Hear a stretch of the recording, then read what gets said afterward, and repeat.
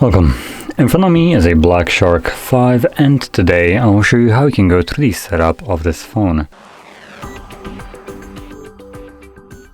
So when you boot it up for the first time, you will be presented with this screen right over here.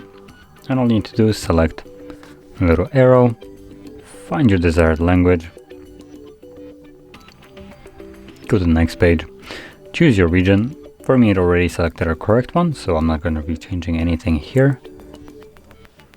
Then from here we can choose our keyboard, though we don't really have a choice because the other option is not really a keyboard when you're Google voice typing.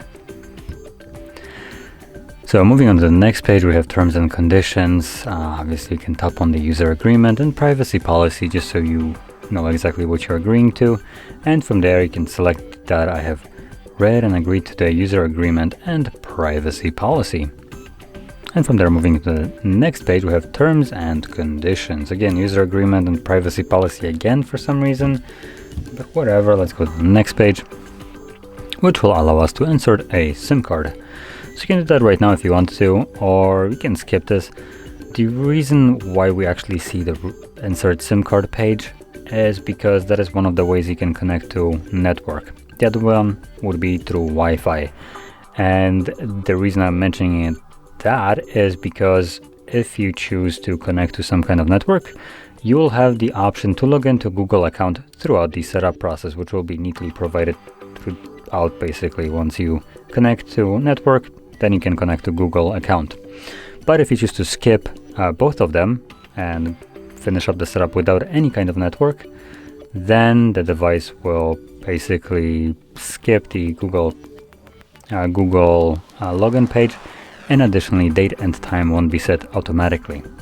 Now in my case though, I will need to connect to network just because the device is right now FRP locked, though I don't know why. Gonna try to skip it. Let's see if it works.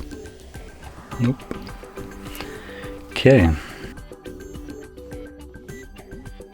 so I'm pretty sure I did a reset of this phone through settings, so I'm not exactly sure why it's locked right now. But in any case, if you connect to network, you should see something similar to this. The next page will have the option to import data, I think. Yep, there we go. So copy apps and data.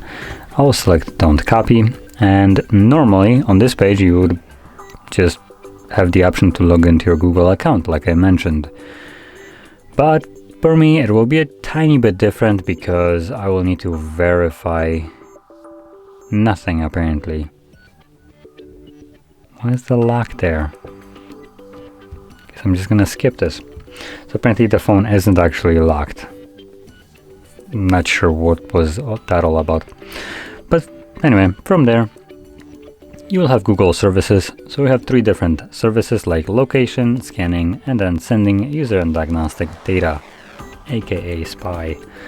Anyway, you can disable all of them if you want to, but I will just disable the last one. And from there, going on to the next page, we have the option to set up some kind of screen lock. Now we have a couple different ways of doing so.